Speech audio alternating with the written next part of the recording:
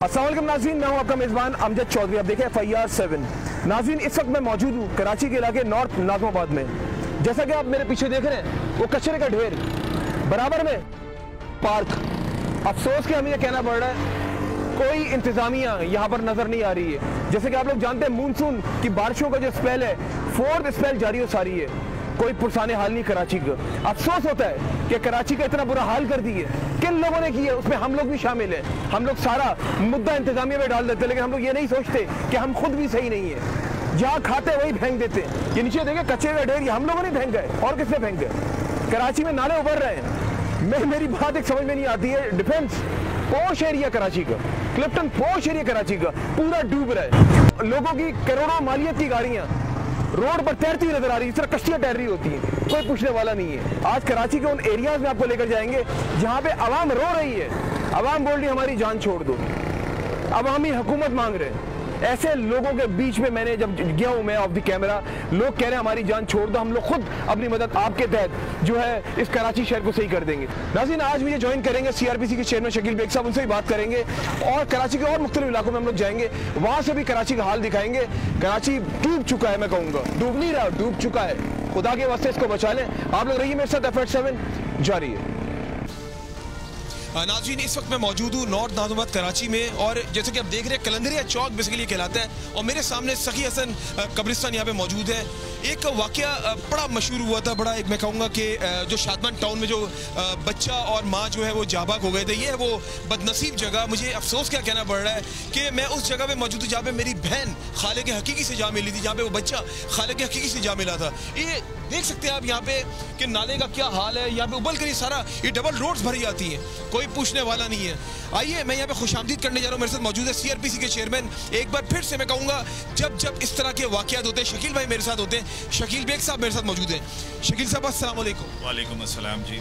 शकील भाई, हम उस बदनसीब जगह पे मौजूद है जहाँ पर एक बहन और अपने बच्चे समेत जाबाक हो गई थी।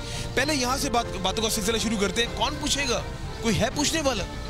देखें, अलमिया तो ये है कि मुझे याद है कि एक वज़ीर मौसूफ ने ये कहा कि शुक्र है कि पीपल्स पार्टी के कुछ लोग थे कि जिन्होंने उनको निकाल लिया। यानी कि ये नहीं कहा कि एक बहुत बड़ा सान्या हो गया, एक खातून उसमें पानी में डूब के इंतकाल कर गई, बच्चा जो कि मिला नहीं, लेकिन ये कहा गया कि शुक्र अल्हम्दुलिल्लाह के कुछ लोग थे कि जिन्होंने उसको पकड़ लिया, निकाल लिया।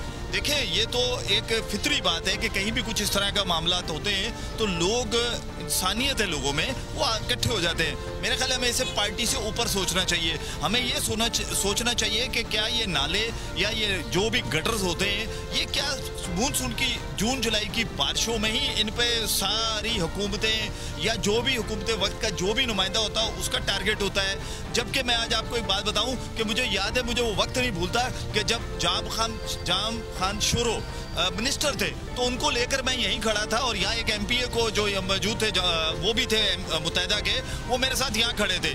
जब मैंने उनसे ये कहा था कि हम ये इसको, उन्होंने कहा जी हमने इसकी एक प्लानिंग पूरी कर ली है, ये नाला, ये जो अंदर से नाला आ रहा है इसको तोड़कर इसको एक तो गहरा करेंगे, प्लस इसको इस तरह करेंगे कि ताकि लोगों को प्रॉब्लम। ये मैं बात आपको 2013-14 की बता रहा हूँ। आज देखें हम 2022 में खड़े हैं, इस बात को गुजरे 8-10 साल हो गए, उसके बावजूद भी ये सड़क भी वैसे ही है, ये नाला भी वैसे ही है, ये हालात भी वैसे ही है, बात भी ऐसी रहेगी सर, और ये नजर भी ऐसा ही आ रहा है। लेकिन चूंकि इस वक्त ये मेयरशिप के इलेक्शंस हो रहे हैं, हर जगह ये बात की जा रही है कि जनाब हमने तूफान मचा दिया है, हमने सड़कें बना दी। यार ये सड़कें बनती कैसे? पहले तो ये आप देखें कि वो सड़क बनती है और एक छोटी सी मानसून की हल्की सी बारिश होती है, वो सड़क खत्म, नाम ही उसका खत्म। ये जिस पे आप खड़े हैं, जिसको आप इस तरह देख रहे हैं, ये मेरा रूट है आने जाने का। मैं कई मरतबा यहाँ से गुजरता हूँ, ये मेरे सामने कम से कम 4 से 6 मरतबा बन चुकी है, इसमें ड्रेनेज का काम हो चुका है। लेकिन ये समझ नहीं आता कि किस तरीके से किया जाता है। और फिर सबसे बड़ी बात यह है कि जब आपको पता था कि मानसून की बारिशें हो रही हैं और ये नाले हैं, तो वो जो इंतजामिया थी वो कहाँ थी? जब ये कह देना कि जनाब हम तो लगे हुए हैं, हम ढूंढ रहे हैं, हम ये कर रहे हैं। भाई हमारे यहाँ ये एक प्रॉब्लम है, मर्डर हो जाए तो उसके बाद पुलिस कहती है कि अब इसके पीछे भागो, ये बंदा कैसे पकड़ना है। कहीं कोई वाकया हो जाता है, फिर हुकूमत सोचती है कि हम इसको सोचे कि हमने इसको किस तरह रोकना है। तो उस वक्त आप ये बात करते हैं, उसके बाद आप इसको भूल जाते हैं हर तरह से। इसी का नाजायज फायदा उठा के प्राइवेट अदारे भी फिर इसी तरह की हरकतें करते हैं। आपके सामने के इलेक्ट्रिक के पोल से लोगों को करंट लगा, मैंने आपके साथ बैठ के शो किए हैं।